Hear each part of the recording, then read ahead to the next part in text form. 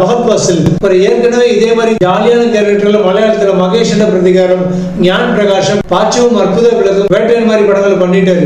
அந்த கேரக்டர்களுடைய ரிப்பீட்டேஷன் தான் இந்த படம். இதுல ஹீரோவுக்கு இணையா வந்தாலும் செகண்ட் ஹீரோ லெவல் கூட இல்லாம ஒரு சப்போர்ட்டிங் ஆக்டரா தான் நடிச்சிருக்காரு. ஆனா எந்த வித கூச்சமும் பார்க்காம சூப்பரா பண்ணிருக்காரு பாபா.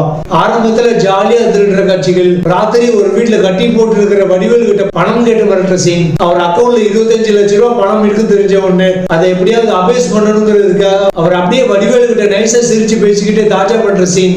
அப்படின்னு சில சமயங்கள்ல வடிவேலு நல்ல தன்னுடைய நிறைய பணங்களை இழக்க வேண்டி வரும்போது அந்த கோபத்தை கட்டுப்படுத்த முடியாம வெளிப்படுத்துற சீன், அவர் நண்பர்களுடன் சேர்ந்து பிளான் பண்ற சீன், கடைசியா வடிவேலு தன்னுடைய நோக்கங்களுக்கான கருவியாக தன்னை இதுவரைக்கும் யூஸ் பண்ணிக்கிட்டு இருக்காருன்னு தெரிஞ்சு மன செலவுல கொந்தளிக்கிற காட்சிகளை பாப்பா சூப்பரா பண்ணிருக்காரு.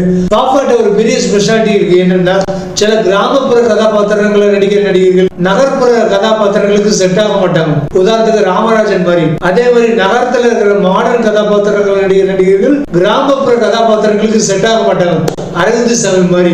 பட் நம்ம பாப்பா எந்த கேரக்டருக்கும் எந்த காஸ்டியூம்ல வந்தாலும் அப்படியே கரெக்டா மேட்சாரு.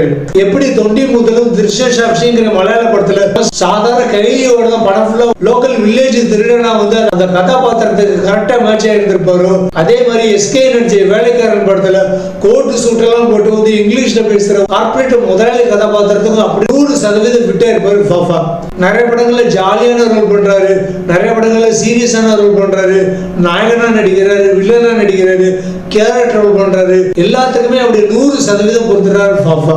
பாப்பா என்னதான் சின்ன கேரக்டர் கொடுத்தா கூட அருமையா பண்ணுவாருங்கிறதுக்காக தமிழ்ல சாதாரணமான ஒரு செகண்ட் டயர் நடிகர் கூட பண்ணக்கூடிய கதாபாத்திரத்துக்கெல்லாம் பகத் பாசிலுக்கு கொடுக்கறதெல்லாம் ரொம்ப ஓவரா இருக்கு.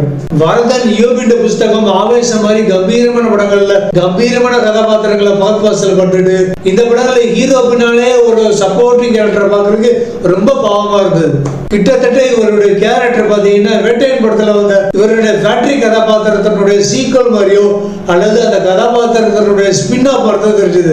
ஆனா பாப்பா பண்ணதுனாலதான் அந்த தயா கதாபாத்திரத்துக்கு உயிரை கிடைச்சிருக்குங்கிறது தனி விஷயம். அதுக்காக பகத் பாசில் மாதிரி ஒரு பெரிய நடிகருக்கு இந்த மாதிரி ஒரு சாதாரணமான கதாபாத்திரங்கள் கொடுக்கறத நம்ம இயக்குநர்கள் கண்டிப்பா நிப்பாட்டணும். கிட்டத்தட்ட பாப்பா ஒரு மேக்ஸ்ல PhD எடுத்த ப்ரொஃபசர் மாதிரி அவருக்கு போய் சேலஞ்சு சவால் கொடுக்குறேன்னு சாதாரண மல்டிபிளிகேஷன் சம்பளம் கொடுத்து சால்வ் பண்ண சொல்லக்கூடாது.